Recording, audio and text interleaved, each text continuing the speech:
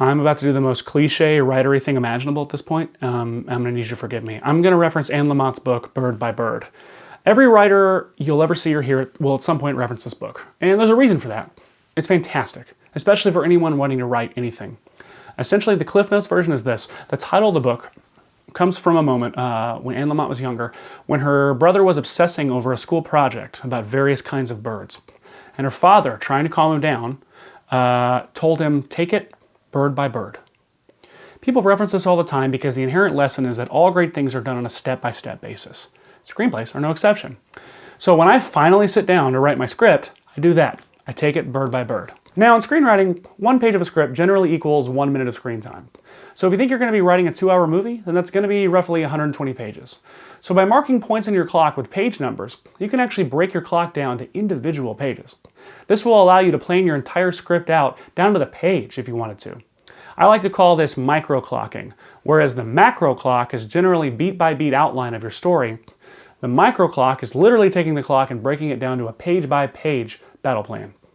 Personally, I found micro-clocking your whole movie up front to be a waste of time, as it's a lot of work, and your story is going to be evolving and changing as you write it, ultimately affecting the page-by-page details of your story. The best way to micro-clock, I've found, is bird by bird, in small increments, as you go, usually when you sit down in the morning and plan what you're going to try and knock out that day.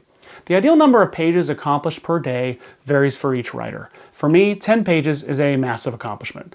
I tend to come in closer in between 5 and 7, if that, but for all intents and purposes, I like to micro-clock 10 pages every morning. So I'll sit down and starting where I left off the day before, I'll figure out what in my macro clock happens over the next 10 pages. So maybe yesterday I left off on page 10. My main character, Indiana Jones, has just returned from South America where he failed to retrieve the Chachapoyan fertility idol.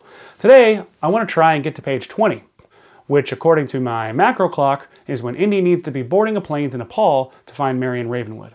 So between now and then, I have to bring my inciting incident, which in this case would be the government men arriving and informing Indy of Hitler's plans to find and utilize the Ark of the Covenant.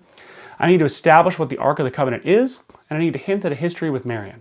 So, I roughly block that out over 10 pages. I guesstimate how long I imagine each scene lasting, and I decide exactly what page I want each of those things to happen. And I allot for that number of pages for it, and I assign specific page numbers for each scene.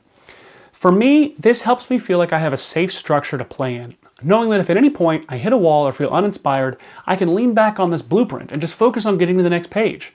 Worst case scenario, I can just look at what page I'm on and force myself to say, okay, Indy needs to be getting on a plane on the next page, or Indy needs to be talking about Marion on the next page, or the government news needs to show up on the next page. And then I'm just going to write toward that, even if it feels forced. It frees me of the pressure to be a genius. Not every word needs to be inspired. Sometimes it's just work. And the good news is you can and will come back to it later. What's important right now is just getting a first draft done.